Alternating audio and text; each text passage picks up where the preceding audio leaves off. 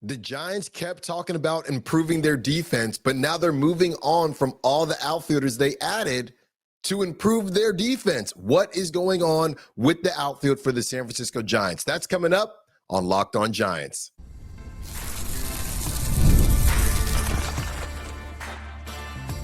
You are Locked On Giants, your daily San Francisco Giants podcast. Part of the Locked On Podcast Network, your team every day. What's up, y'all? I'm Alan Stiles. Welcome to Locked On Giants, part of the Locked On Podcast Network. Now, thanks to you, the #1 sports podcast network. On the show, we provide daily episodes Monday through Friday talking about the San Francisco Giants in a way that combines passion, analytics with the eye test, and a little bit of fun. I'm from the Bay Area, but I live in Sacramento now, and I also host a show at Sacktown Sports 1140, as well as emceeing River Cats games. I'm lucky enough to cover a team I've been a fan of all my life. Today, we are talking about what's going on with the outfield for the San Francisco Giants, a little winter roundup, some updates on the big free agent names that are still out there and how it connects to the Giants or doesn't connect to the Giants. And last but not least, free agency has been an absolute drag, kind of worse than even years past. Does Major League Baseball need some type of deadline or structure around free agency or trades? That's been a hot topic in the baseball world, so we will get into that as well. Today's episode is brought to you by FanDuel. If you want to be right in the middle of the action this season, visit FanDuel.com and place your NFL live bets all season long. So we have some updates on the defensive upgrades that the Giants added during this offseason, just earlier this offseason. We didn't even get to see these guys get to spring training. Justin Dean was DFA'd, the outfielder from the Dodgers, for Tyler Mahle. And my guess is he's probably going to be claimed. Joey Wiemer, who we spent I don't know how much time on, he was claimed by the Nationals. So he's on his way to Washington. And this is the same thing that we were talking about as far as the guys that got added and where exactly the Giants are going to find this better defensive approach, specifically in the outfield. By the way, the one and only Wade Meckler, he was claimed by the Los Angeles Angels of Anaheim, okay? So he's gone now. And that was a guy where obviously we've talked about him before, kind of a tweener. We loved him out here in Sacramento. He's gone now. So all of these guys that you were adding to make your defense better, they're not even going to see the field. Now, typically that would sound like a negative. And I have a glass half empty approach and a glass half full approach. So the glass half empty thought is that the outfield defense didn't improve and you've moved on from guys because you were so caught up in adding these pitchers that we don't even know how they're going to perform this season because they're kind of injury prone and things like that. Not a good move. The glass half full approach is, why would the Giants do this with no plan? Do we really think the Giants moved on from these outfielders with the thought process of improving the defense without no plan? So it kind of ties into our second segment when we get into the winter roundup and some of the available outfielders that are still hanging around and are free agents. Does this maybe mean, if we're being optimistic now, does this maybe mean that the Giants are gearing up for a move? Does this mean that the Giants are gearing up to add to the outfield? So when it was time to DFA certain guys based on bringing in the pitchers, they thought, hey, we're kind of close to making a move here for one of the bigger outfielders, either free agent or via trade. So we feel comfortable DFA'ing Justin Dean. We feel comfortable DFA'ing Joey Wiemer. We feel comfortable doing that. So it really just comes down to how much do you trust the Giants? If you trust the Giants, kind of feels like this might be a move before a move. And I know that is such a cliche, but it might just be that. If you don't really trust the Giants, then they might just be making these moves kind of helter-skelter, shooting from the hip, and we don't necessarily know what exactly they're attempting to do. And they don't really know fully what they're attempting to do. At this point in time, they're just trying to kind of patch holes wherever they can patch holes and go from there. So it really just comes down to how much do you trust the Giants or not. Me personally, I'd like to believe that they do know what they're doing, that Buster does know what he's doing, and the reality is they do have something cooking. Now, the name that we keep throwing around, and hopefully, by the way, a lot of people were laughing because I posted the show yesterday, and right as I posted it, Edward Cabrera got traded to the Cubs. I knew I was going to get burned, so let me just refresh X right now. I knew I was going to get burned. I ultimately did get burned, so I've only been burned once, okay, during this offseason. And honestly, that's more so because nothing has happened. I probably should have been burned way more. I should get burned way more than I've been burned, but nobody's doing anything, okay? So I'm not seeing anything right now. We will see what happens in about an hour or so, whatever the case may be. I got to, get this right and get this up on YouTube and all the platforms. So we don't know, but I did get burned, and Allen, he just got signed. So I knew I was going to get burned eventually, and I did. So with that being said, I would like to believe that the Giants do know what they're doing, and it could be a Harrison Bader. It could be I saw somebody bringing up the name, and look, I know some of these names aren't going to make you jump out of your seat, but somebody like a Max Kepler, so he's still a free agent as well. Just checked as of the current time, he's still a free agent as well. Guys like that could help to improve the Giants, if even just a little bit. So I'm not saying that the Giants, and we are going to talk about the big names, I'm not saying the Giants are going to, they DFA Joey Wiemer and Justin Dean because they're going to get Kyle Tucker or they're going to get Cody Bellinger. Honestly, their names haven't been brought up a ton in that, but I do have that information coming for you in the second segment. But what I am saying is I'd like to believe that the Giants aren't DFA'ing these outfielders that we're going to add to the defense for the San Francisco Giants with absolutely no plan. That doesn't mean the plan is going to work either, right? They could be talking to Harrison Bader, and Harrison Bader says, I'm going somewhere else. So don't get me wrong. They haven't put themselves in the best situation ever, or they could always open their wallets and put themselves in a better situation, but they don't want to do that. So don't get me wrong. They could have a plan, and the plan doesn't work out the way that they wanted it to work out. But I do think that they have a plan. I do think that they would not move on from these outfielders knowing the defense in the outfield needs to get better without some type of version of a plan, just something out there. All right, enough teasing. I will give you a winter roundup, the updates on some of these big free agents like Framber Valdez, Kyle Tucker, and Cody Bellinger. The same thing keeps coming up as far as these prove-it deals. And I know we discussed why Kyle Tucker wouldn't want a prove-it deal in San Francisco, but maybe a pitcher would. More Locked On Giants coming up. The wild card round is here, and FanDuel is officially in playoff mode. Every game during the NFL playoffs, FanDuel is giving customers even more ways to get in on the action. Because right now, every NFL playoff game day, FanDuel users get a profit boost pack waiting for them inside the app. Each game day, you'll see a pack loaded with multiple profit boosts you can apply to the bets you like the most. Open your profit boost pack first thing on game day and see what boosts you want to apply. The boosts let you lean into your game day instincts, whether you're backing momentum, defense, quarterback play, or coaching. The boosts give you more juice on the bets you already like instead of forcing you to bet something new.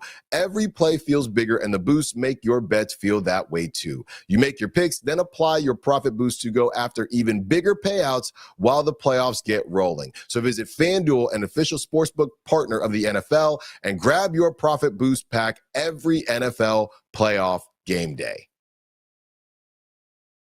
So as far as the winter roundup is concerned, we have some updates from some of the biggest names in baseball media, in Major League Baseball media, and they are giving us updates on the big name free agents. So these are a couple of the updates that John Morrissey had. Framber Valdez, I guess this was as of 48 hours ago, maybe less than that. Framber Valdez now open to a shorter deal. This is something that we've been continuing to see with this trend. I think the lockout is just starting to scare certain teams, especially pitchers, when it comes to how many. And Framber Valdez has been incredibly efficient with his innings, and he's been incredibly reliable with his innings. And even you can look at it a couple ways. Even he is maybe going to be forced to take one of these shorter deals. Teams are looking, saying, oh, wow, look how many innings he pitched. He's a workhorse. Or teams are looking, saying, are we sure he's going to be able to continue at that clip and at that level?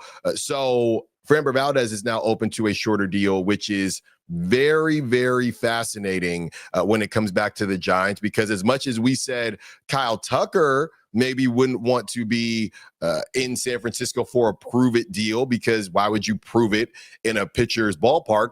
It feels like a pitcher might want to be a part of a pitcher's ballpark for a prove-it deal in Framber Valdez. So that's something that we could see start to heat up. Now, again, in these situations, these players are looking for higher AAVs. And I saw somebody asking what an AAV was, but basically AAV is just what you're getting annually, right? So a higher AAV would be, well, I'm getting paid more for less years versus getting paid less for more years. So that's what Framber Valdez could be going after.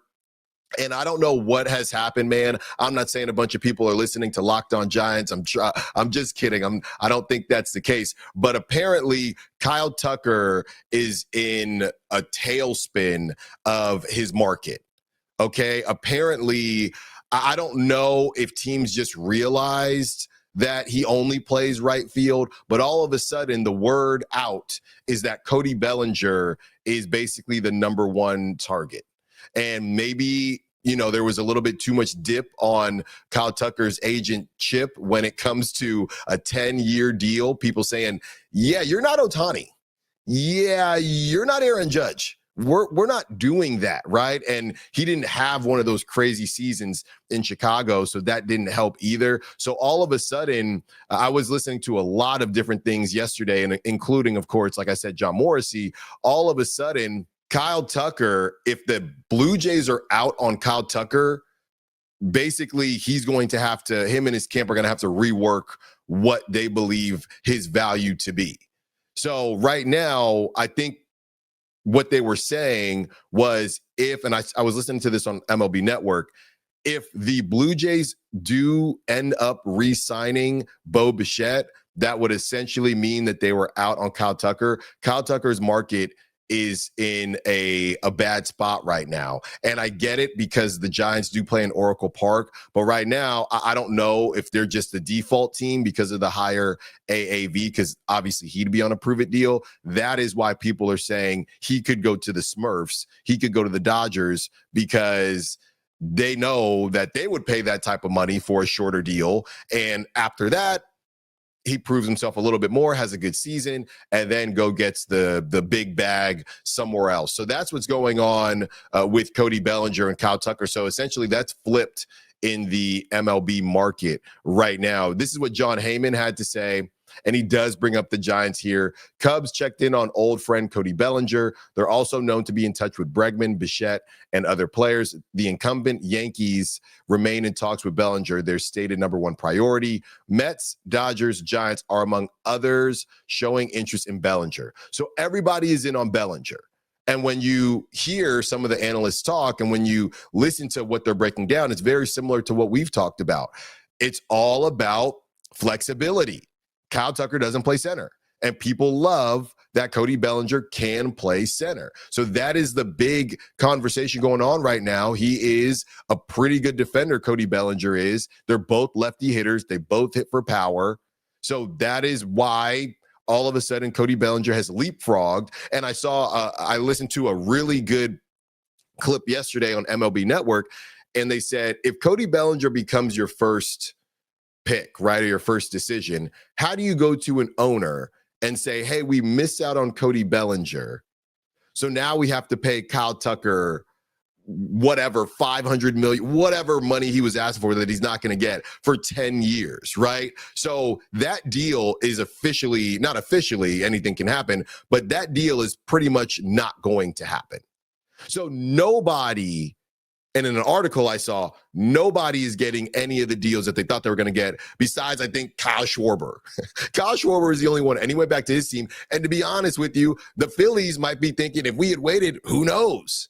If we had known that nobody was going to go for what they were supposed to go for, who knows? So the Giants have some interest in Cody Bellinger, but I didn't even put that on the ticker for today's show because, yeah, that name got thrown in. The Yankees seem to be in first place for that. Obviously, he'd be going back to where he just had a great season. Now, what the Yankees are willing to pay him, I saw instead of Cody Bellinger getting the 6 years, he might get something like 4 to 5. So even Cody Bellinger as the new belle of the ball, he's not going to get everything that he asked for, but he's going to get a lot closer to it than some of these guys, relatively speaking. Imai not getting anything close to what we thought, Murakami not really getting anything close to what we thought, and now what we assume is going to happen with Kyle Tucker. And it's tough, man. If the Giants did have a more hitter-friendly ballpark, we'd probably be seeing more smoke with Kyle Tucker because they need a right fielder. And Kyle Tucker, we're not going to sit here and act like he is this all world. Like I said, he's not Shohei Ohtani, but defensively speaking, I mean, he's definitely going to help that situation. And we know what he does with the bat. So you get him, and you have a right fielder. You have an above average right fielder. But the issue is now, or the issue that has been going on, hey, you were trying to be paid like an elite outfielder. We are not going to be paying you that, and not even just elite, superstar. So now that this price tag has dropped down, I think the Giants should be in the mix for Kyle Tucker. But as we discussed yesterday, if you're Kyle Tucker, why would you just saw a bunch of money just disappear. You just saw a bunch of money just disappear, and now you're going to go to Oracle Park? You can't do it. You can't do it. So I think he's going to be very smart with his decision. And it's funny how, I guess the only thing that you could cook up, if Kyle Tucker knows he's not getting 10 years, and if the Dodgers are offering whatever this prove it deal is, let's say the prove it deal is 2 years or 3 years with a bunch of opt-outs like Bregman. If the Giants said, hey, we know you're going to have player opt-outs, right? We know you're going to have a lower AAV. If the Giants basically gave him a better deal at 5 years, locked in, right? Because I know the Giants don't like the player opt-outs. Would he be willing to do that? Right? Maybe it's slightly lower AAV than what the Dodgers are trying to do, but you're locked in for 5 years. It's closer. The AAV is basically what you thought you were going to get at 10 years, but the Giants are now, even if it was 4 or something like that, 4 or 5 years, and your AAV is closer to what you thought it would be at the 10-year mark, and you're locked in, let's build something, let's do it. Would he be willing to do that instead of doing the 3 years with the Dodgers, 2 years with the Dodgers, opt-outs? You're playing, and here's the thing, when it comes to the pressure of being an athlete, and I don't know Kyle Tucker, a lot of times, and we've studied this before, why do guys always ball out in contract seasons, right? And is there something just within the human brain? Are you more focused? Whatever it is. There's also another part of that. There's a lot of pressure there. And I don't know Kyle Tucker. If you're giving yourself like Bregman, 3 bites at the apple, 3 player opt-outs, just ball out one of those seasons and you'll get a bigger bag than what you got. Cool. But there's also something to be said about just being more comfortable and not necessarily, I don't want to say playing those games, but Kyle Tucker, you're a San Francisco Giant for the next 5 years. Let's go do this, man. And both sides get what they want. Kyle Tucker gets a longer contract. The Giants get to pay a lower AAV, and they get a right fielder for the next 5 years, which matches up with the rest of their big contracts. It's their last big contract. You don't have to do the 10-year thing, and you go from there. That does make a level of sense to me, but if Kyle Tucker says, I'm just going to go to the Dodgers and do 2 player opt-outs and ball out one of the years, and then maybe I'll come to the Giants. Maybe he just does that. I don't know. I don't know. I think there's a level of pressure with the Dodgers. I guess technically there's less because the lineup is ridiculous, but you're playing for a championship right now. So is that something you want to do on top of the fact that you have to ball out because you have this opt-out and you're there to make money, kind of like an assassin in a way? You're not the same as, being on a team because you're taking the opt-outs because I want to get paid more than this. So it really just comes down to what Kyle Tucker wants. I know that the actual conversation was supposed to be about Cody Bellinger, but I'm be honest, I just don't see the Giants getting Cody Bellinger. He is the hottest name on the outfield market right now. So if you're the Giants, maybe you kind of sneak attack and go get Kyle Tucker. One more segment with you. This is a really interesting conversation. People were discussing whether or not free agency for Major League Baseball, whether or not it needs deadlines because it's been so boring and it just drags along. And it got a little bit spicy. So we'll discuss that on the other side. More Locked On Giants coming up. Let's be real. Managing your finances can feel overwhelming between subscriptions you forgot about, bills that keep going up, and trying to figure out where all your money actually goes each month. It's easy to feel like you're losing control. And who has time to track every transaction or hunt down hidden fees? That's where Rocket Money comes in. The personal finance app that helps you take control. It finds and cancels your unwanted subscriptions, monitors your spending, and helps lower your bills so you can grow your savings. I was so shocked when Rocket Money showed me I was paying for some of these crazy subscriptions that I completely forgot about. It's already saved me money. The automatic transaction categorization is a game changer. I can finally see exactly where my money is going each month. You can set budgets and goals, get personalized insights, and receive real-time alerts for large transactions, upcoming bills, and low balances. It even consolidates your checking, savings, loans, and investments into a single dashboard so you can get a clear view of your entire financial picture. Let Rocket Money help reach your financial goals faster. Join at rocketmoney.com/locked-on. That's rocketmoney.com/locked-on. Thank you for making Locked On Giants your first listen of the day, and thank you for making Locked On the #1 sports podcast network. You already live your team every day. Now take it up a level and go ad-free. Join the Everydayer Club today and get Locked On Giants with no interruptions. Members only Discord access and more, all for just $5 a month or $50 a year. Go to lockedonsfgiants.supercast.com or check the link in the show notes to learn more. If you're a true diehard Giants fan, the Everydayer All Access tier is built for you. You'll get one-on-one text access with me, all access episodes, an exclusive newsletter, and 15% discount to the Locked On merch store. Head to lockedonsfgiants.supercast.com to join the Everydayer Club and unlock all access. You can also find the link in the show notes. One more segment with you, and this was just an interesting conversation that I came across. This is from Dan Bartles of the New York Post, and like a lot of fans, he is annoyed that the Major League Baseball season is just dragging along, or I should say the Major League Baseball offseason is dragging along. Nobody is signing. It just goes and goes and goes. I think last season, guys were leading up to spring training, just ridiculous stuff here. And Dan Bartles said this: there needs to be a signing deadline. Tons of people started to chime in, including Brent Rooker, who's very active on social media. And he says, only addressing this because it has been mentioned and floated by league higher ups, but this is pretty close to the most anti-player idea you could possibly have.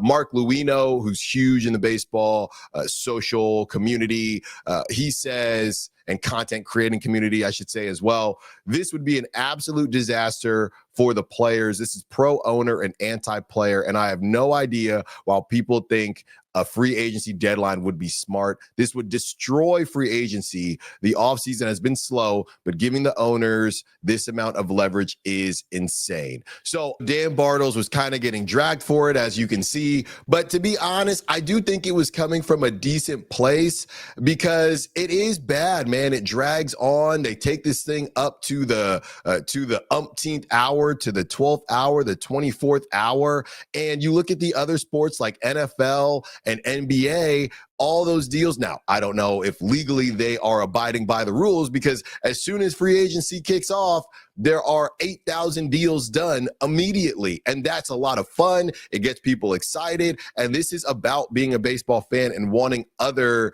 fans to care more about the offseason. And that's not going to happen the way this thing drags on. But maybe this isn't the way to do it. So this is the actual tweet.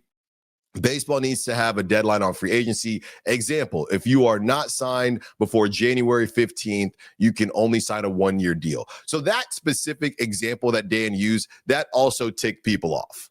Okay, because, yeah, that probably isn't a great example. He goes on to say, obviously an opinion, but one to bring up when framing how baseball can improve itself for excitement, draw, growth. Looking to the NFL, NBA as benchmarks, this CBA has a lot to consider. Somebody is saying maybe make that March 1st instead. Or one thing that I saw that I found interesting, do you put a deadline on when trades can be made? Because once you're done with trades, then you have to sign guys in free agency. So I found that really, really intriguing and fascinating, because the conversations that we have, it's not just the Giants not doing anything. I mean, the only team that's not mad, or the only team that's not upset right now besides the Dodgers, but, you know, those fans probably complain anyway because they're the Smurfs, but the Blue Jays, right? The Blue Jays to me, and I guess the Cubs made a couple moves, but the Blue Jays to me, that's really the only fan base that just has nothing to say right now. They went to the World Series. The Blue Jays did the thing where they doubled, tripled down. They've signed basically, the Blue Jays have probably signed, I don't know, 60% of the notable named free agents out there. That's what it feels like. So that's really the only team where you can say, wow, they did a lot. Everybody else, you're waiting, you're posturing, you're waiting. And I get it. And what's funny to me is I will say, the agent conversation, how, well, this is putting the players in a bad spot. Well, the way we're looking at this right now, a lot of these players, all the players that were supposed to get the biggest deals are still on the market. So leaving this thing, and I know it's different because of the looming lockout, but this thing dragging on has not helped Kyle Tucker. Actually, it's hurt Kyle Tucker. It's helped Cody Bellinger, we think, but we don't even know if Cody Bellinger is going to get to his projection. So think about it, as we talked about in the first segment, who is really the only guy to go for his projection or really comparable to his projection? Kyle Schwarber. When did he sign? Pretty close to the beginning of where all this stuff kicked off. So this, I will say, I don't necessarily agree with Dan, but this idea that we need all this time so we can get all these options and we're going to make as much money as possible, it seems like Major League Baseball and the owners in a way are saying, if you don't have a deadline, then we're probably just going to talk ourselves into not giving you whatever that projection is. So I will say that I'm not agreeing with Dan. I'm not trying to take power away from players. Everyone should get your money. Don't get me wrong. I know it's all monopoly money and it's not even real to us normal people. Don't get me wrong. But the idea, especially this offseason, that no, they need all the time they can get so they can work the best deals possible. All we've seen is players' value go down this offseason, the longer they've waited.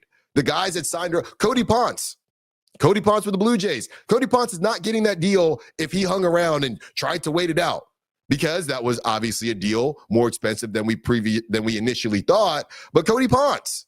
So I don't know. Maybe the only thing I will say is maybe it's being a little overblown that the players do need this amount of time. But if they want to continue to do this and the agents want to continue to posture and watch these deals drop, okay, that's on them. So that was a fun one. Thank you for watching Locked On Giants. Thank you for listening to Locked On Giants. Be sure to follow me on social media at @_Styles Files, Styles with an I. If you never miss an episode, the Everydayer Club is built for you. Get Locked On Giants ad-free, plus members-only Discord access and more. Head to LockedOnSFGiants.supercast.com to join the club. For those of you on video, we send you to the first ever national Locked On Podcast Network YouTube channel. On audio, make sure you make your second listen Locked On MLB. We will talk to you tomorrow. Until then, peace.